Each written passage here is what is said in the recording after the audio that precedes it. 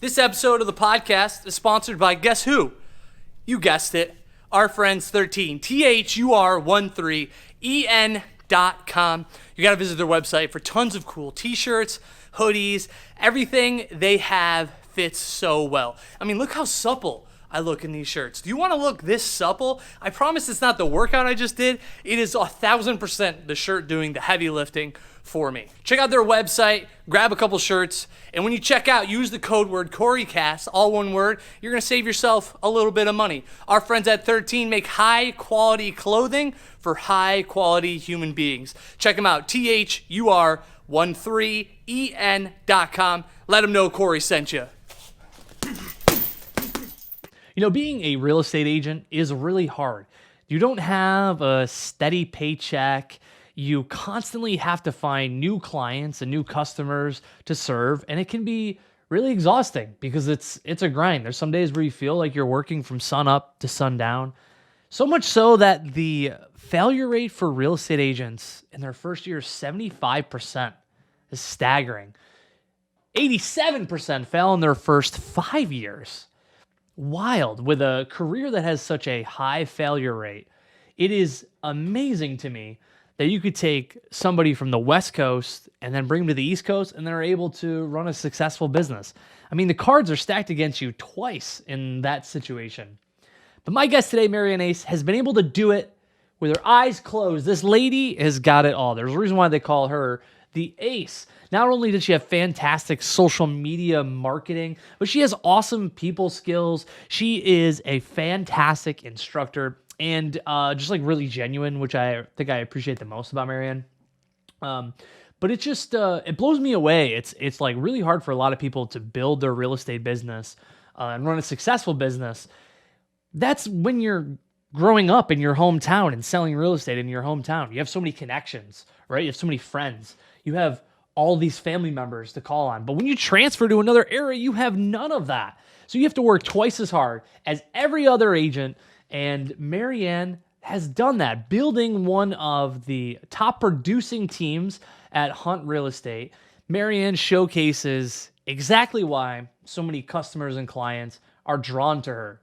Her people skills and her way of communication and just how like articulate she is all the many reasons I think Marianne finds success in this business. In this podcast, it was really great because I got to sit down and learn a little bit more about Marianne. I mean, we've been friends for a while and I've just never really got to learn all this great stuff about her. And we talked about how she built the business, tips and tricks for new agents.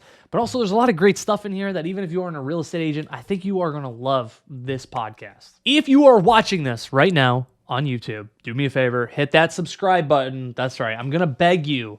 Hit that subscribe button. Hit a like button on the video. Leave a comment. Let me know what your favorite part about the podcast was. All these kind of things free for you to do, and it helps the podcast grow naturally. And without you, I couldn't do what I love, which is talking to really cool people that get me fired up and excited about my job and different hobbies. I'll stop with the beggar's hat because I want to get to this episode with my friend Marianne Ace.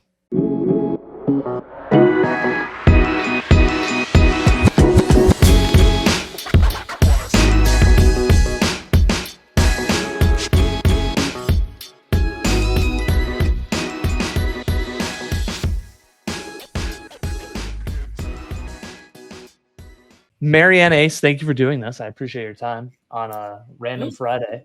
Yeah, thanks for having me. I feel like you are a very busy person, so doing this is very flattering. Thank you for taking the time.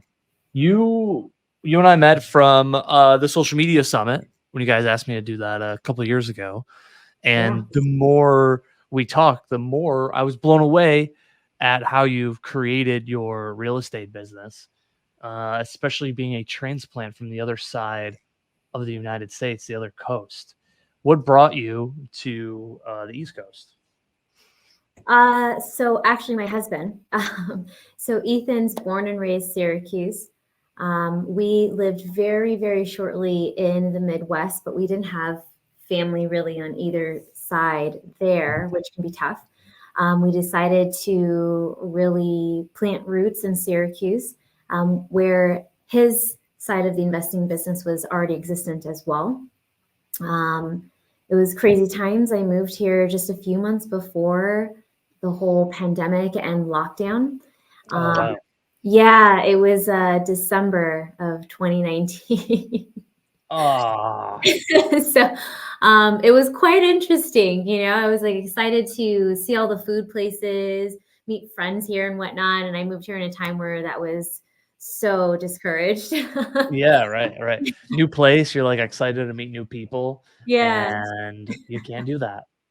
Yeah. So, but I've been investing in real estate since 2015 and was an advisor for a well-known nationwide company. And so was traveling a lot. And that was really, really cool because I love to travel, love finding new food places. And when we settled down here, obviously had the mindset to continue investing here, but I added realtor to the profile to list our own properties. And I don't want to say accidentally because, we put in a lot of hard work and just put my head down and, tried to really just grind out in this business and ended up having a realtor team as well.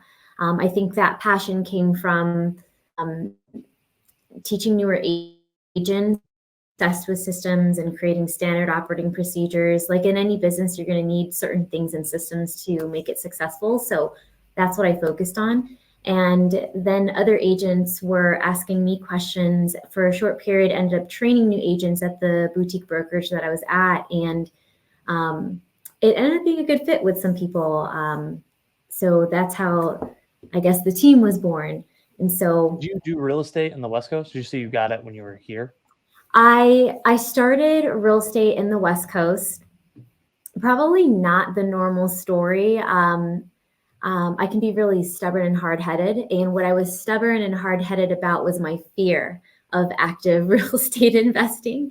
I was working 50 plus hours per week in corporate America and was really, really good at it. And really, I like putting in hard work into something and getting expected or predictable yielded results. Yeah. And so I was doing that. And then you came into real estate where it doesn't seem that way. No, it's so funny. I I can get obsessive about personal development too, and it's funny because the things that I fear, I feel like in the last at least decade, I've tried to have a fascination with it. Like I have a huge fear of heights, and then went and skydived or skydove. I don't know what the past tense would be, like Oh my twice. God. Yeah, and actually have a few hours logged up flying in the air.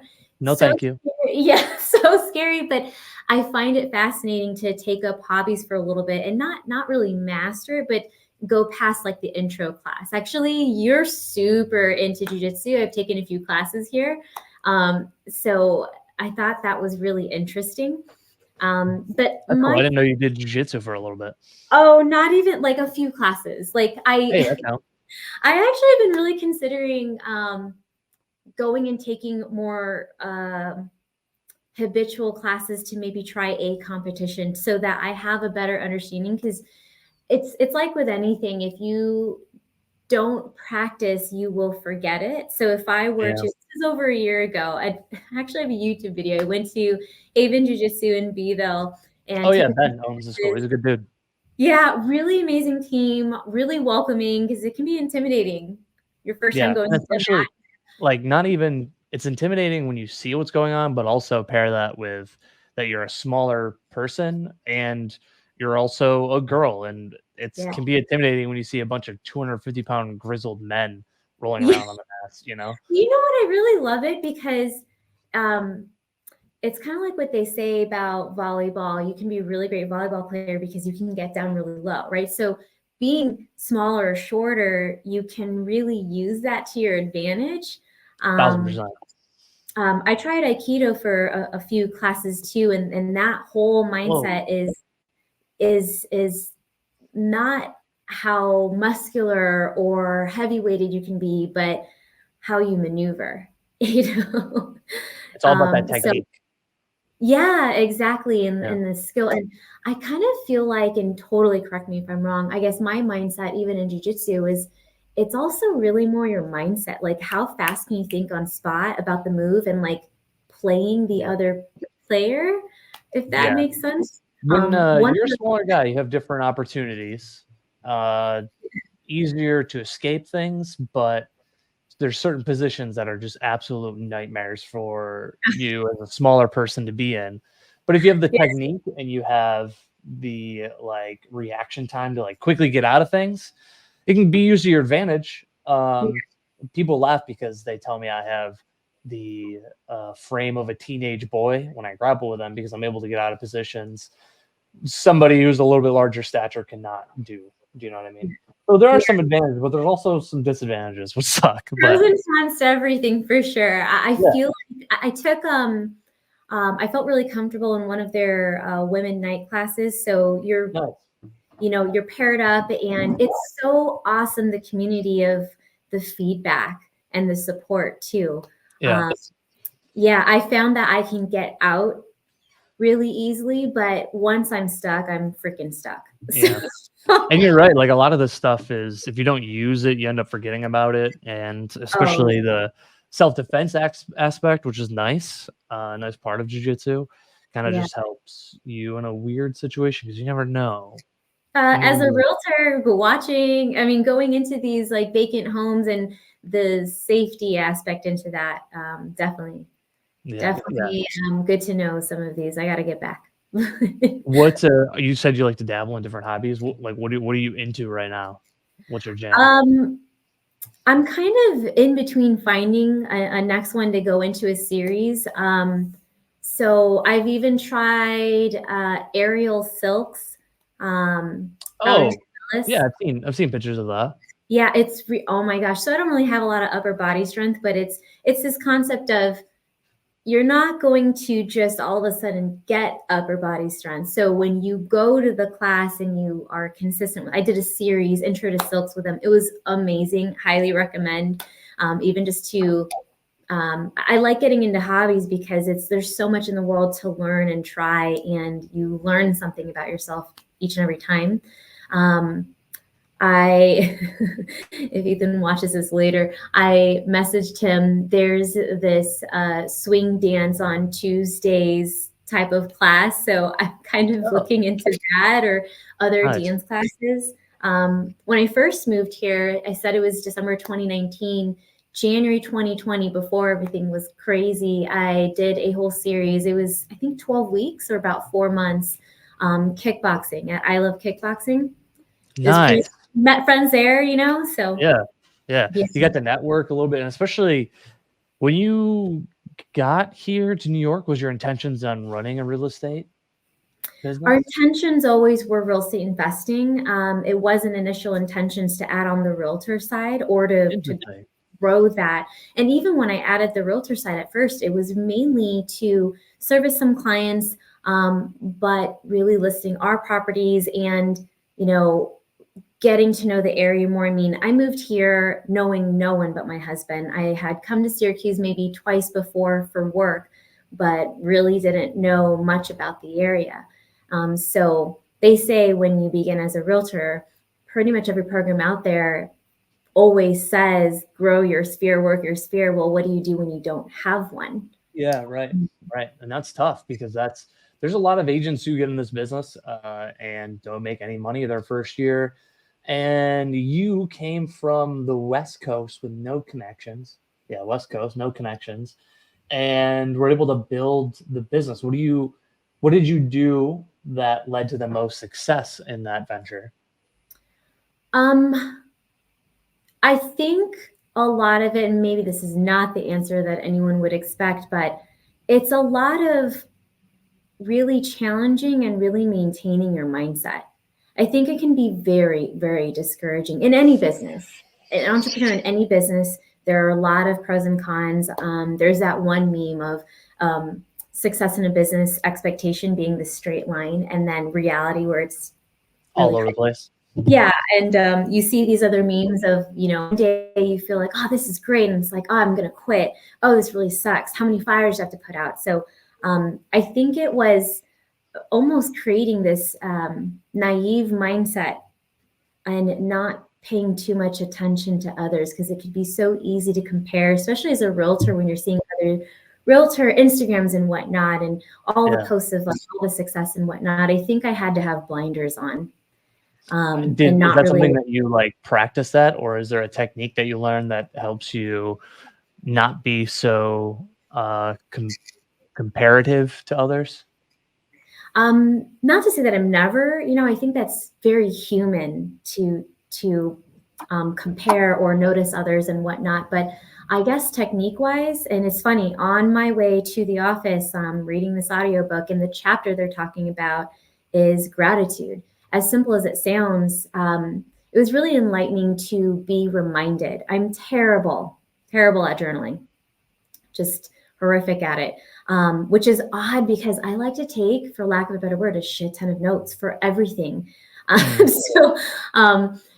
So, I held on to gratitude a lot during that time, but also just kept myself busy. Whatever my to-do list was that day to really move the needle. Or one of my mentors back in the day said that building a business or whatever goal you're working towards is like building a castle. Each day is one brick at a time. So if I'm focusing on what that brick was that day, and was I happy or proud of the work that I put into that brick that day, while also still giving grace. That wasn't the brick that I was cool with that day. Tomorrow's another day. Yeah, You and know, being kind to yourself. It's yeah. a weird job because when you go from like 9 to 5, you have somebody giving you orders, you have some sense of direction. But when it's real estate, there's also, I feel like the voice in your head that is like doubting you is louder than ever, just because it's an inconsistent business with not a steady paycheck, So there's always I the think fear of that's loss. blinders make sense, right? It wasn't blinders from just social media or what others could say or what I think people think of me. It was also blinders to really shut out the voices of those fears. And Hmm. for really a straight year, I turned that off, if that makes sense. Yeah. And I think I did that because there's going to be ups and downs. This is not the time when you're starting to pay too much attention to that. I almost did not really allow evaluation for how good or bad things were until the year was done. Hmm. Right. Interesting. Do you make like a business plan when the year is done? Do you do some planning for the next year? Yeah, for both businesses, Ethan and I definitely do that. As far as the realtor side, because um, you don't want to be so blind that you are not able to progress, and now you're in your own way, right? Yep. So being able to evaluate, this is what served me and did super well. Here's also where there are areas of improvements that now I'm just working harder, not smarter. So year one was hit the ground running, do everything possible. This is where you pay your dues as a new business owner, no matter what business it is. And then it's evaluation. Right now, where are the places I can put systems? Because in order for to grow, and I truly believe in business, you're either growing or dying. There isn't really, and I think Alex Hormozy just said this. I read one of his books. I think it was 100 million offers. Really It's called great book. 100 million offers. I think that's the one because he has 100 million offers and 100 million leads. Um, Really great. I follow him and his wife, Alex and Layla Hormozy, and it was I read that one earlier this year, like I think the first week of January actually, and that's where he said, "You're in business, you're either growing or dying. It's really a myth to maintain." Now, Now I'm looking up the book. Sorry, I'm not yeah, trying to. no, I'm you're okay. not forget. He actually is the one that does the audio for the audiobook too. So it's kind of cool. I appreciate that. When I'm listening to an audiobook, I don't want to hear I don't want to hear I want to hear the author's voice Yeah. reading his own story. But there are some that when they read, and even if it's the author, they're like, Hey, my name is Chris Smith, and I'm here to read my book, $100 million. Like, don't put me to sleep with this Yeah, book. Don't put me to exactly. sleep. Give me some emotions like you were when you were typing this book. I do like it. Audiobooks are a challenge for mine. I guess it's like my mental challenge this year. I have been so stubborn against them because I love the smell of a new book. I like to read it, Mm, have it in my hands, and mm. write notes and highlight what was my takeaway that year. I actually love to reread books and take a different colored highlighter so that I can see what were my takeaways the last time I read it and what were it then, and then kind of get to compare who I was in those times and what stood out then. So it's tough for me because audiobooks, you don't do that. And I have a hard time. I learn better writing. Even if I'm, at a lecture, I need to doodle to listen and really Yeah. stick. Yeah. So with audiobooks, it's been really different. I find that if I pair it up with a task, maybe it sinks in a little bit better. But this year I'm tackling that on and like I committed myself to a membership with audiobooks. With Audible. Yeah, with Audible specifically. Yeah. Yeah. It's that's the one thing I think is my downfalls. I don't ever read. I just listen to podcasts. Honestly, a bulk of my business practice comes from Tom Ferry's podcast, and Yeah. I kick myself because I don't read enough. And in December, I read man, what is that book by Phil Jones? Exactly What to Say for Real Estate Agent. I really like that book. Good book. That was a Good, great book. simple, straight to the point book. Yeah, and had a lot of good like key phrases and good things to like keep in the back of your head to kind of handle different objections and stuff. Yeah. Um, and I'm working on this other book I just started reading on Spotify. It is called The Conversion Code by Chris Smith, Yeah. and it's all about how to convert your leads into clients and customers, which I think is very interesting. There's Yeah. just so much knowledge out there. I haven't even wrung the towel out on it. You know what I mean? Yeah. I mean, I could talk books with you for days. Love them. And it's it's a it's a lot of great takeaways and conversations without having the conversation. It's kind of crazy. Um, Yeah. and I love that when How, you read a book again, there's something else that you can take from it. do you have like a goal to read a book every month or week or something? Are you one of those? I've been terrible with so when I traveled a lot, it was I would say easier because then you're reading on the plane, you're reading at the airport and whatnot. Yeah. So I used to read at least like 30 books a year. Um, Whoa, that's cool. yeah. Silly enough. So I turned 36 in 10 days, actually. Oh my goodness. Um, Nice. so I set just like a easy goal of like, well, why don't I do 36 this year? And I'm maybe looking to surpass that if I'm adding audiobooks into it. Oh Um, my God, 36 books? yeah, why not? 3 books a month? Are you kidding me? Well, if you're putting Audible in there, honestly, I don't really listen That's to the true. radio when I drive. I'm listening to Audible, and we're running all over the place. So whether it's errands or showing homes, and so I kind of replace that time. And here's another trick too. So I'm listening to Audible while I'm, every Sunday. That's when I'm doing laundry and cleaning the house, and like anything to set for the week, right? That's my reset day as well. And so now I'm doing laundry. I'm listening to Audible at 1.2 speed or 1.5. Oh, So it's going by faster even still.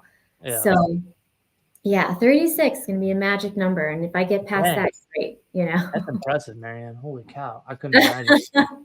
If I could only do audio books, maybe I can make it happen. But if you Yeah, want me to read, I'm the worst. I'm the worst yeah. at reading. Marianne, I how do you structure your day? How do I structure the day? Oh my gosh. Yeah. Um, I think the best way to answer that is by how I also structure the week. Like I just said, Sunday's kind of the reset day. What we are on meal plans, so Saturday or Sunday is when we Nice. pick that up, and that's the defrost process. So that way we can start Monday with them.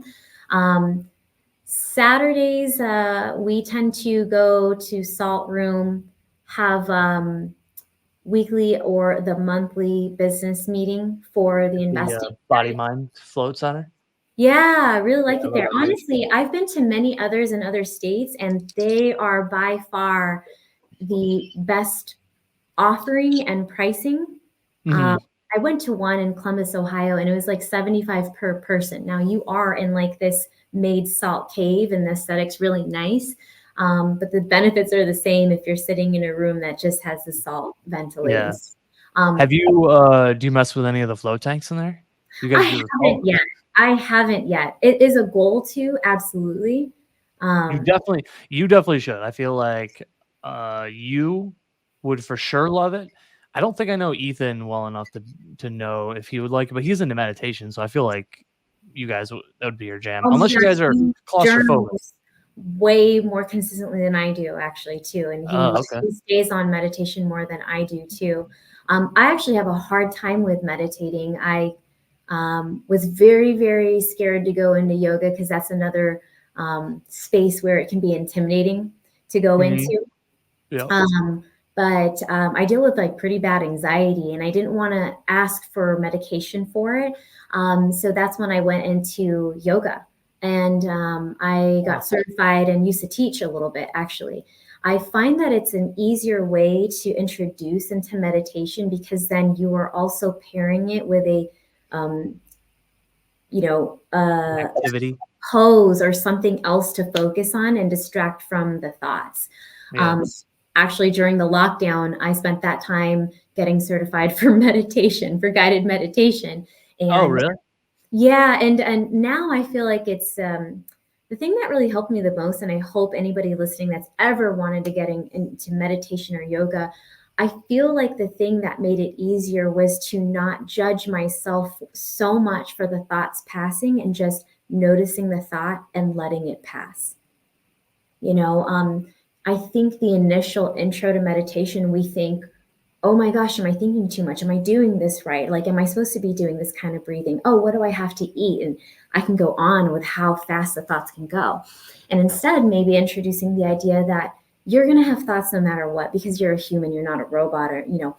So allowing to think the thoughts and just letting them pass as if it's a cloud in the sky that you're, if you've ever gone cloud watching, it's you just let it pass. Do this last pass slowly? Yeah, sure, but allow it to pass however they do.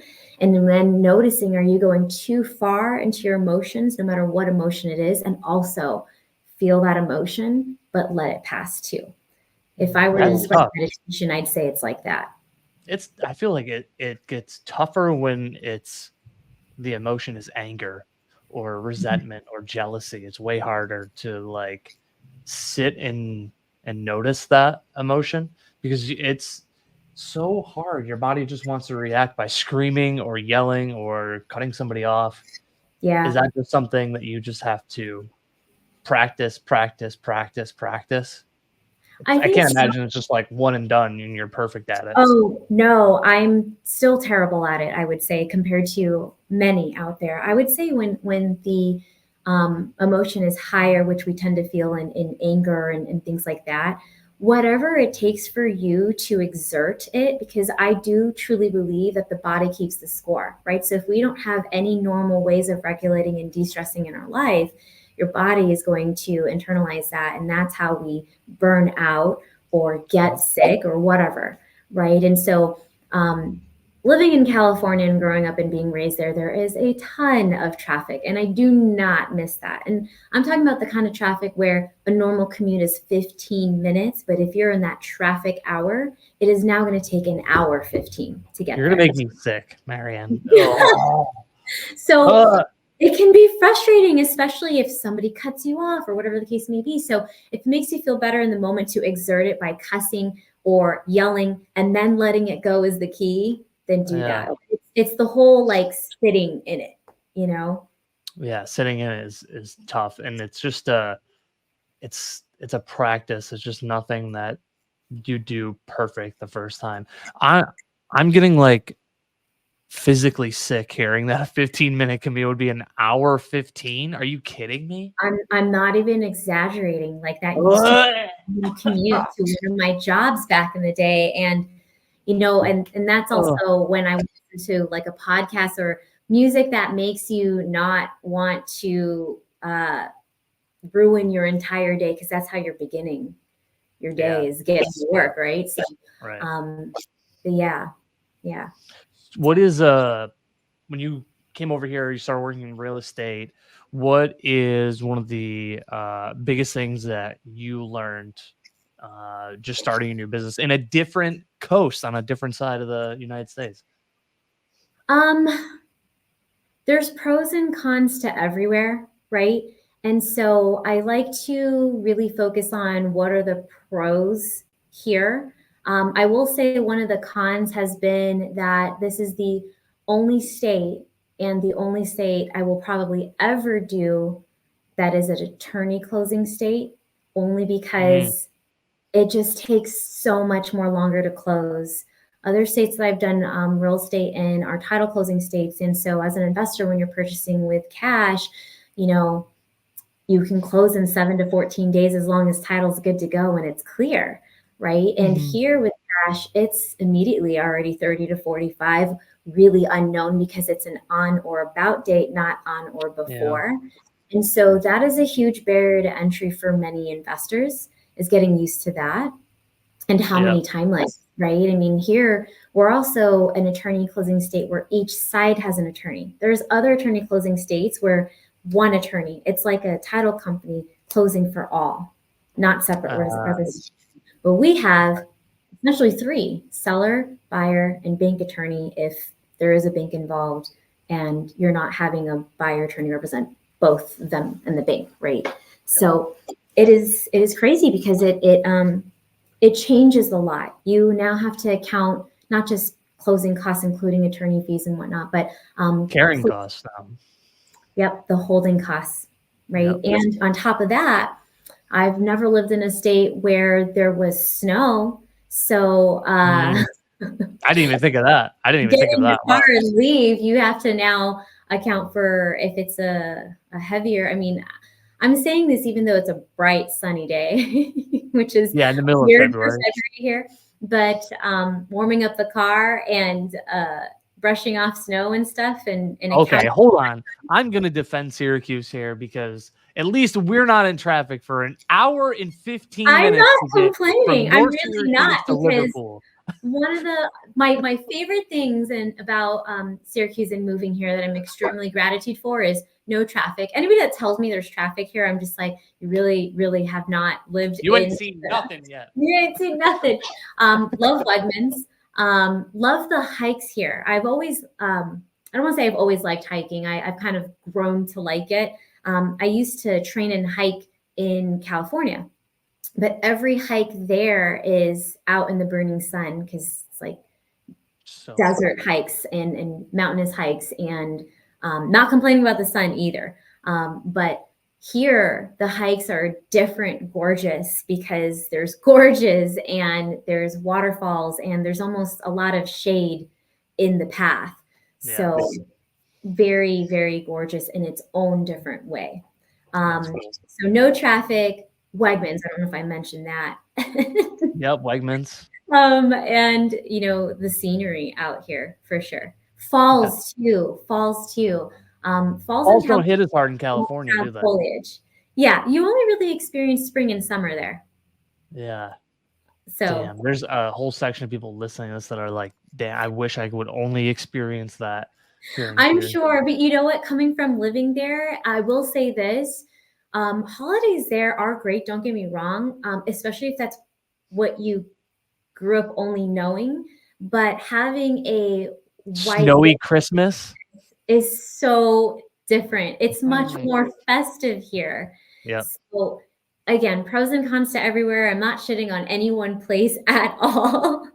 Because there's definitely days when it's snowing here and I'm like, I can't stand it right now. I don't want to deal with it right now, You're not shitting on any place, but Syracuse does have better Christmases because of the snow. But after Christmas, that snow can go kick rocks. I don't want to see it. I'm all set. Yeah. hands down, better Christmas, better festive, spirit around here. I mean, I haven't gone to the ice skating out here, but I grew up with, if anybody has ever gone to Hotel del Coronado, it's known out there. It's also known to be like a haunted hotel, but they make an ice skating rink, and it's now living here. I'm like, man, this looks kind of ridiculous. Like I would still do it, but now knowing winter here and the holiday season here, that ice skating rink, if you ever Google it, is on a beach. So it looks kind of Oh, ridiculous now. that's Yeah. hilarious. Yeah. That's hilarious. Looking back at how cold it gets here, I'm like, man, why did anybody ever wear Uggs in California? It's like there's not It's enough cold 70. to feel that there. The lowest it ever gets is 65. It does get colder in some places, but it's still just like I don't think it's cold enough to wear Uggs per se, Yeah. Yeah. Yeah. Now, scaling your business over the past few years has also been a uh, big objective for you, right? I would imagine from no transactions to where you're at now, which is a hefty load. How have you scaled your business to kind of meet the needs of the increased volume of customers? Um, so I will say a lot of that is going to have to do with systems, and a more streamlined process. So when we're talking um, realtor side, you know, I do truly believe that a lot of the challenges and a lot of the objections for a seller or buyer can be dealt with upfront. I like to know where our work is going to be cut out, right? So, Do you have like a list of questions you go into each meeting, like to help you identify those?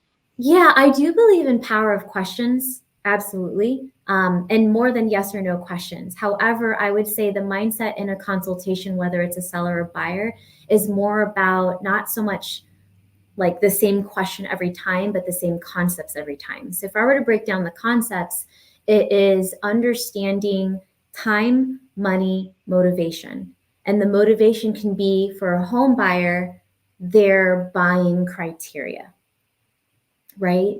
And then when I break down the buying criteria, it is really broken down to another colleague of mine who actually used to be a real estate investing speaker, motivational speaker, but also he's actually kind of well, not kind of, he's a colleague of Ethan and I. He had prior military experience too, and has built businesses and investing in a couple different states and moved with the family. But and his name's Jeremiah, a really great guy. He told me when I started as a realtor, because I was afraid. I was like, how am I going to continue the investing side and not lose all the time? Because you show a lot of homes, right? If it's not guided and whatnot. And he told me focus on 5-5-5. He called it the 5-5-5.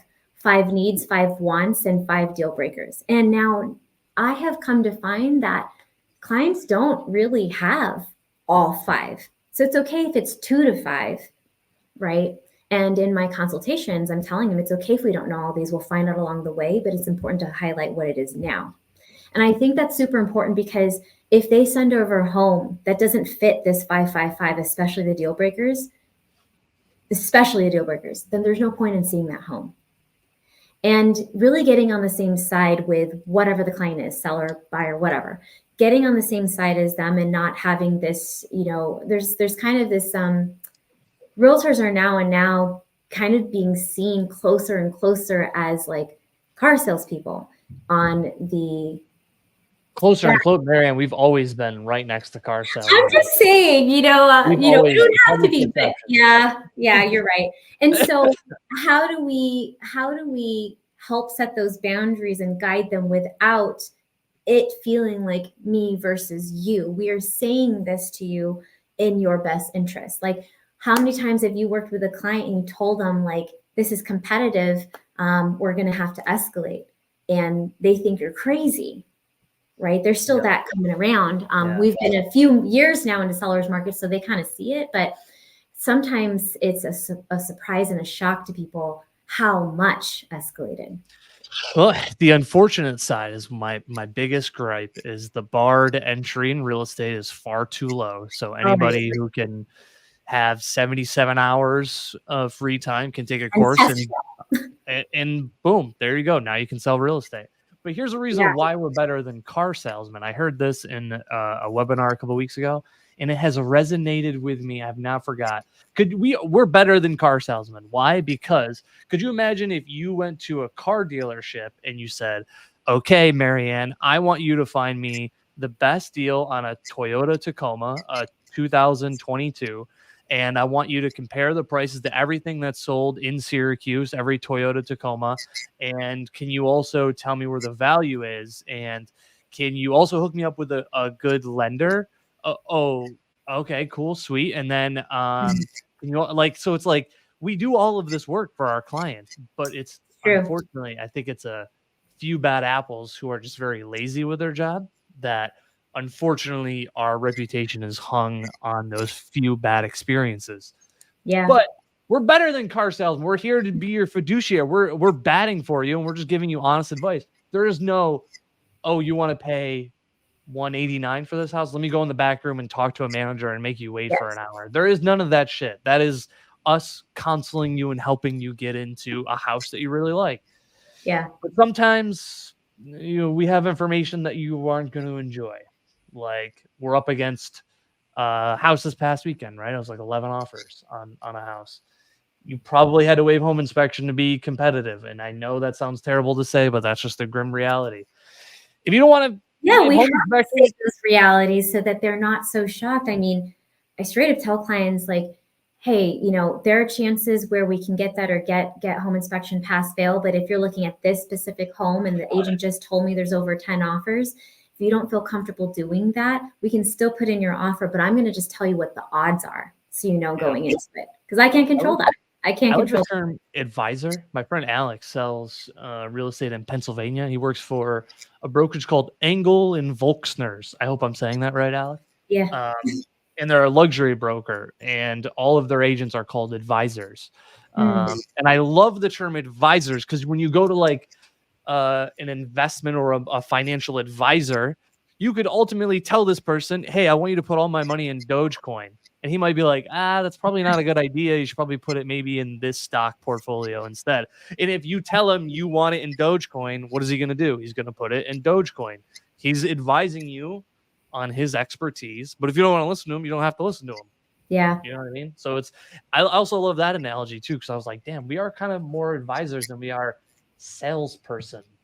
I agree. I mean, I tell every client, even in the consult, that I'm really here to guide them. I'm going to tell them the pros and cons, but it's not going to be my home at the end of the day. I'm not coming home to move in that second bedroom. You have to be the one happy with it. So I'm going to support whatever decision that you want. However, I'm going to highlight both sides for you so that you feel it's a confident, educated decision and not Now, do you emotional. manage those expectations right at that first meeting? Yep. Yep. Because if you don't, I have found when I first began, when I first began, I didn't do as many sit down consults, if that makes sense. They were kind of, forgot who coined the term. It was like drive by consult. We're showing the home and we're showing the home and we have limited time for that. And in the driveway, I'm kind of getting to know what you're looking for. And then all of a sudden you're in this, um, habit already of they're reaching out to you to show the next home. So you're just in that over and over again. I kind of almost require, whether it's a phone or a Zoom, but we're setting aside 15 to 30 minutes to go over 555 timeline. And I do that because if I set those expectations, I'm now anchoring back to them. Mhm. And part of those expectations, I do tell them, because here's the thing, I don't want to encourage burnout for any agent. Any agent listening to this, there's ways to really manage that and keep your sanity, even through a spring market. So I do tell them there's two things that I really, really ask and see are needed in order for this to be a good fit both ways. And it's patience and communication. Patience, because this is a crazy market. I can't really control all the pieces. We're going to do our absolute best together. And communication, because I can get to know clients really fast. I pride myself in really hearing you and welcome that. I prefer overly communicating than not, but I'm yet still not a mind reader. And when you do that, it becomes a safe space and you are now their guide, right? Not here to tell you what to do. I'm just here to tell you what it is and support what it is you decide. So when you say that, it makes it okay for them to bring you their objections and for you to tackle it together. You become, like you said, their advisor, so that if they are going to buy a car before the closing date, they feel it's okay to come to you with that and check in with you on that. It's not okay with me. Don't buy a car before we close. I'm Yeah. gonna flip this fucking desk. I'm never saying it's okay. Well, but at least it doesn't, it's not, will this happen every single time? Perfectly no, but I have found that it helps, because then I'm not trying to sit here and wonder why I just showed them 5 homes and none of them are a go. If you're showing 5 homes, one of them should be one you're putting an offer on. If it's not, the problem is beforehand, meaning I agreed to show you these homes and I didn't even check that this matched that 5-5 list that you gave me. That is on me. Now I'm wasting my time, but my client's time. So I do find that consultation, setting expectations with what the market is like, I do that. And then when the pre-approval comes back, I call it a strategy call, get on the phone real quick with them, 10, 15 minutes. And I tell them, according to what, not just their pre-approval prices, I match what is their max monthly mortgage payment and what did that loan officer tell us that price range should be, what the taxes are, and I'm looking closely at that. From there, we're deducting, depending on where the competitive areas they're looking at, say it's like 15,000, right? Say they said, okay, the max we're wanting to spend in Escalate 2 is 200. We're not looking at homes that are new listings, move-in ready, listed above 175. Because now I'm just placing them in a position to constantly get their heart broken. Broken time and time again. Yeah. That's tough. The market is extremely difficult, but setting those expectations, I think, in the forefront is way easier and really shows that you're a professional, rather than showing the house. They say they love it. You're in the driveway, and then you go, I'll text the agent up. They have 12 offers. You're gonna have to waive home inspection, because now you seem like the shitty agent that is just trying to get them to waive everything and overpay on the house. And it only would have taken you 5 minutes, 10 minutes of work in the forefront, Marianne, what is your favorite thing about real estate? Oof, I would say the opportunity and what it provides. I guess I never fully answered it earlier. How I got into real estate was working. I think we got sidetracked on Wegmans. We were talking to Oh man, I can go on tangents, so that's on me. But I got into real estate. I actually began as a private money lender. If you've never heard of that, ever, I'm always happy to explain what that is. But basically, you become the almost the bank for the deal. And so had investment accounts, because if you're working in corporate America for how long, you probably have a 401k that you vested into, matched by your employer, and that money is just sitting there, right? Rather, it's growing, but it can lose really quickly. So I decided to use investment accounts to be a private money lender and grow, get that money growing by doing nothing actively in the deal and getting double-digit returns. And so once I started seeing that and I started learning more about the active side, I was like, oh my gosh. Because here's the thing. I didn't want to work 50 plus hours a week for the rest of my life. I love my parents. They are my heroes, both of them, for very different reasons. My dad was active duty military. He was a Navy SEAL, and my mom was an accountant for the Navy Exchange.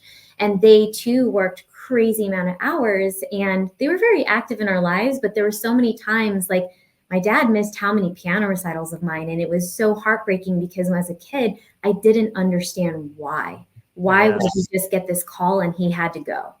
So I knew that when it comes time to raising a family, I needed a way to make money and maybe have passive income, but still have time freedom too. So that is why I love real estate, but I didn't know how to get into it. I did start in active side rehabbing and things like that.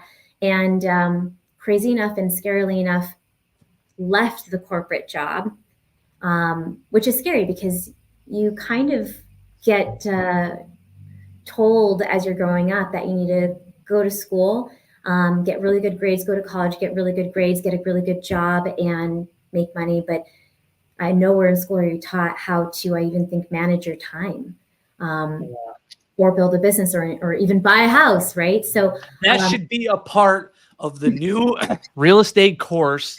No yeah, longer 77 hours.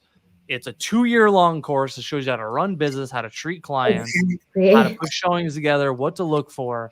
I'm telling you, How it's to work smarter, not harder, too, And I think what really did it for me is, I didn't have a hard time working 50 to 80 hours per week when you're younger and you're in your 20s. I think the life lesson that happened was I was very, very close to my grandparents, and I was actually very, because of what they did for me. I would bring groceries. I would, financially do things. They didn't have health insurance. So there was a lot of, I don't want to say obligation, because I was very happy to do it and happy to be in a position to help any way I can for them. But because I was working so much, and I don't talk about this a lot actually, I missed the opportunity to say goodbye to my grandma. oh, And I think that hit me so hard because in my head, I'm like, eventually I'm going to be able to find a way to have my time for my kids. But that was always a future goal. So when life hit me this hard, I kind of lost motivation for working in corporate America. And I'm not shitting on that either, because I probably would have done that for a very long time and still been happy, yet still searching for a way. How do I still have a way to build financial freedom and also have time freedom? And so real estate did that for me. It also brought me to meet Ethan, because in his journey, he was looking for similar ways. And he moved to San Diego for learning real estate investing. And we met literally his first weekend in San Diego. So ah, that leap of faith that was so scary. I mean, I'm sure you can relate to this because you do real estate full time too. You're a realtor full time, and even though you have your amazing role at Howard Hanna, it is still within real estate, and it is allowed different for your family, right? So there had to be a moment. Maybe you're working somewhere. There had to be a moment where you had to take that chance on yourself, and it was scary as fuck. yeah. Yeah, that moment was because I worked in first 2.5 years I was in real estate. I Mhm. was working runnings in retail, and I just knew I wanted to make real estate full time, but I just couldn't. I didn't have. I feel like looking back, I probably could have quit sooner, but I worked Yeah, at a company. Runnings was very sweet to me. They would yeah. let me leave for 2 hours on a lunch and go show like 3 houses, and they never wrote me up. They never gave me a hard time, and it was just a really good company to work for. But that transition is really hard making It's the jump. scary. It's so unknown. And again, because we're never really taught um, how to build a business, no matter what that business is, you're Right. scrambling. You're not only scrambling to make sure you're getting paid, because the tough part in being a realtor is, and I think this is where a lot of people don't truly see or know this. We don't get paid till everyone gets paid, right? So we don't get paid till closing. And in this state, because closing can take 2 months, Yeah.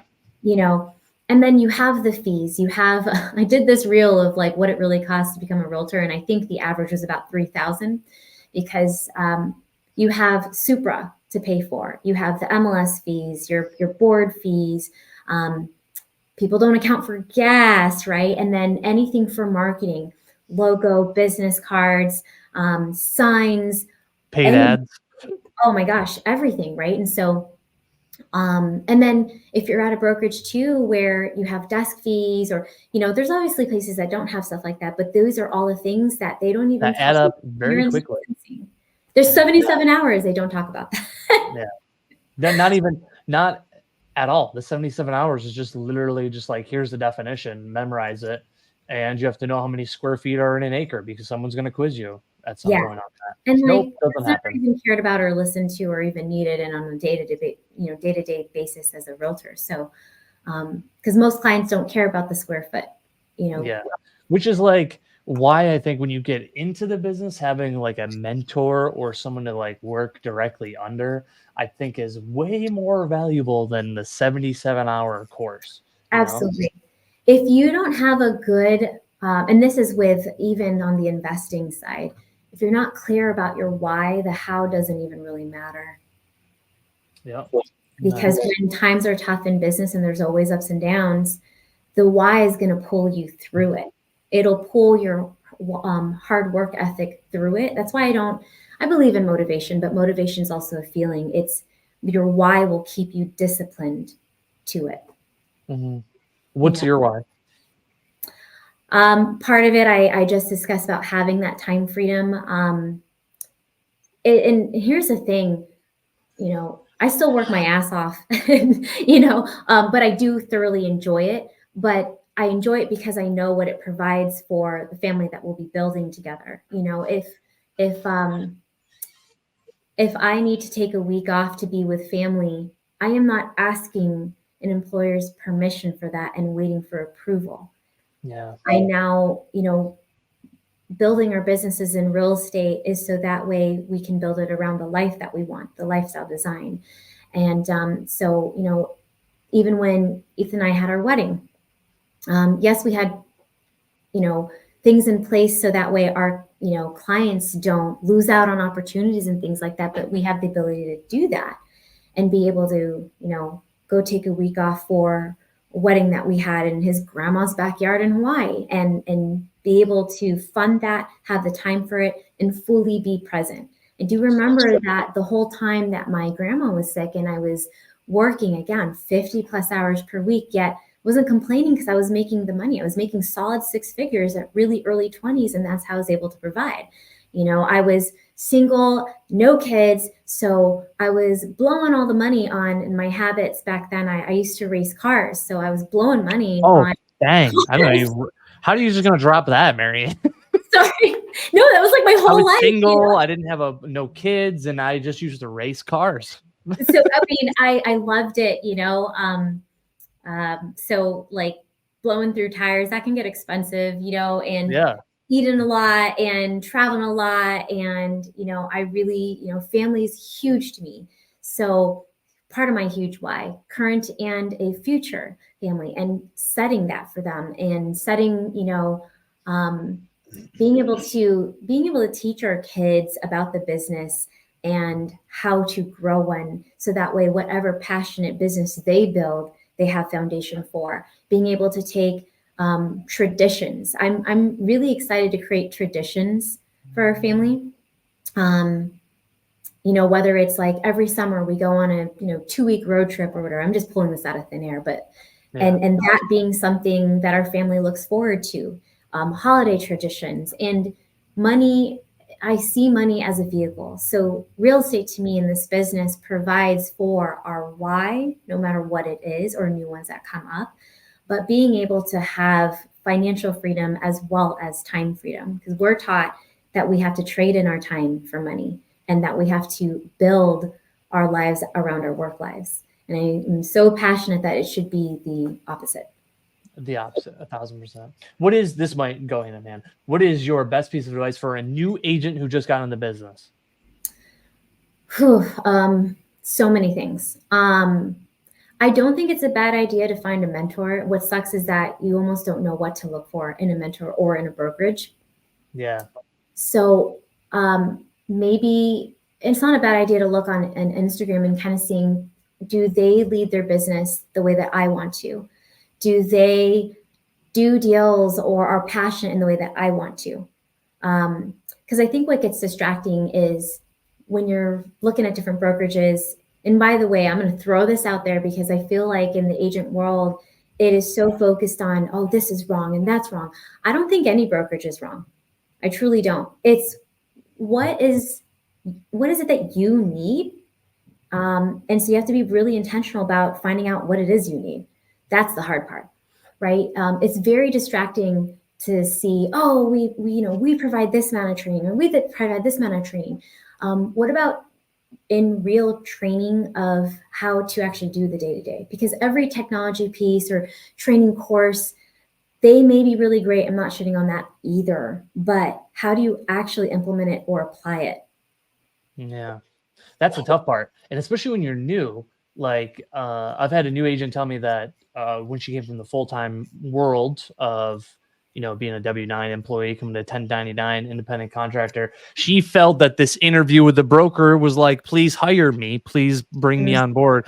When in reality, the scripts kind of flipped, right? I would You say as a I person, agree with you are that. the one who's trying to pick what brokerage to work at.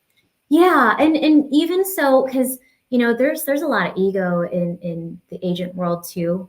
Um, Are you serious? Really? there's a lot of ego. There's a lot of Wow. there's people Not in maybe this don't see this, business. but there's a lot of snarkiness that goes on, right? So Oh, there's definitely you I would encourage any to be intentional about how to remain on the same side with your clients and agents, and being tactful in that. And actually, if you haven't read this book, Same Side Selling, amazing book. Amazing book. It allows you to really see how to communicate even outside of your role, like with your partner, and as a daughter, as a friend, or whatever the case may be. It's how I think it's really on extremes. People are scared to set their boundaries, or they're on the extreme. They set their boundaries in a way that is like my way or the highway, and it's like nobody wants to work with that. So how do you set boundaries? How do you lead? How do you say what you really need to, where it is not a you versus me? It is, I'm saying this, you can take it or leave it. I have no ill intention in saying this. So going back to your question on what I would recommend to a new agent, be very intentional about who, even if you're not trying to find a mentor, but who you're surrounding yourself with, right? Because you will find that your friends that are not in real estate, they will be good listening ear, but they may even not know how to respond to you venting, or so, and the thing is, it's not their responsibility to. The best that they yeah, can do is listen where they can. So we can't put that responsibility on them, right? That's not yeah, fair. So really be intentional about who you want to be as your mentor, even if it's someone that you follow online, right? You just said that you're on the Tom Ferry podcast and whatnot. That is a form of mentor to you, even if it's one way. This mhm, one, if you haven't searched him up, I learned about this term from an Instagram account. It's a videographer, media company. I think his name is Connor underscore Murnane, Murnaane. Really great content. But there was one reel he put out there, and it really highlighted to me. He said that people that follow you, they usually follow you for months before they even possibly reach out, no matter what account you have, if it's like sales and coaching or a realtor or whatever the case may be. He said that they end up creating parasocial relationships. It's one way, but to them, it feels both ways. And I mhm. find that that's true, because clients that find me through Instagram, they usually have all told me they've been following me for a while. And my consultations with them are the absolute best, because they've gone Already know through you. and they've like, Amazing. one, they know you, they like you, they trust you, and they've gone through and learned the value you've given in there. And so, like, I had one came with a matcha latte ready for me, and it made me realize, oh my gosh, I post too much on my story about matcha lattes. That's And they hilarious. had 555 ready to go. They had a Wow. pre ready to go, because they had been following for 4 months, watching these, and they felt really good about being that prepared. Wow. It was That like, feels nice. I love when that happens, when they have done your research on you. I'd say I'm very fortunate where a lot of times where, like, if I'm gonna interview for a listing, I more times than not, it's just me. They're not interviewing anybody else. But same. there was this one time I remember they told me they were interviewing other agents, and she gave me a tour of her house, and she opened up a spare bedroom that was like a workout room. And she goes, "Now, when I think I open this door, I think you will like this room the most." And Yes. she opened the door, and I go, "Oh, you got lots of weights and stuff." She goes, "Well, I see you online doing all your karate and martial arts stuff, and I thought you would probably like this room the most." And I'm like, "Oh, so you've done your research on me?" She, "Oh yeah, we've already Googled you." They are doing that. They are Yeah. doing that for And sure. I encourage it. I encourage Yeah. it because, selling or buying a home is it's a huge deal even still. Yep. And so you don't want to just like, know, and trust the person, but um, or I guess, yeah, like, know, and trust is a huge, huge thing, but it's also you want to enjoy the process, right? Yeah. The entire time with them. You Enjoy want the to enjoy. process, and also just like you're gonna be tied with this person for a while, right? Like even Mhm. if you go out the same day, 2 months you're gonna be with this person, right?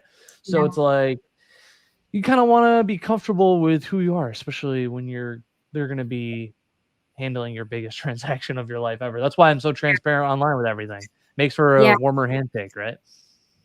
Seriously, I mean, I had a client too. They found me. They were relocating from Texas, and um, they said that they really already decided on me. But what was like over the edge for them was because we are both into Marvel.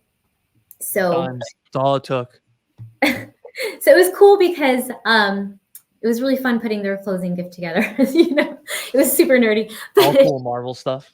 yeah, I would say going back to that question, because I think it's super important for any agent, be intentional about who's going to be your mentor, even if it's just online, not in person. Get really, really crystal clear about your goals, down to, I mean, if you're interviewing with brokerages and they're not talking about what your goals are and what might take to get there, it may not be the best fit, and that's okay. That's just a different style, but you want to know, for example, whenever John and Chloe can attest to this, the agents on my team, my interview with them, I wanted, no matter what, if they were not going to be on the team or they were, it didn't matter, to leave them in a better position and better clarity than before we had that interview. So before even deciding if they were going to be on the team or not, I was going down to the goals. And some of it was I wanted to leave my full-time job, which immediately met in real estate. I need to at least meet that income so I can live. Yeah. And so if the income was a certain amount, we took the average number of deals and the average commission it would be and told them down to the month and week how many ready now buyers you're going to need. Because here's because I'm crazy about KPIs, or key performance indicators. I have every deal listed since I began, and so I can tell you, Wow. how long it took and why for certain things, and I use that information to improve and better the process. And now I Wow. give that to my team, and so I tell them, on average, it might take this long if you are very intentional about your consultation and you've laid it out, right? So you should see about this many homes with them.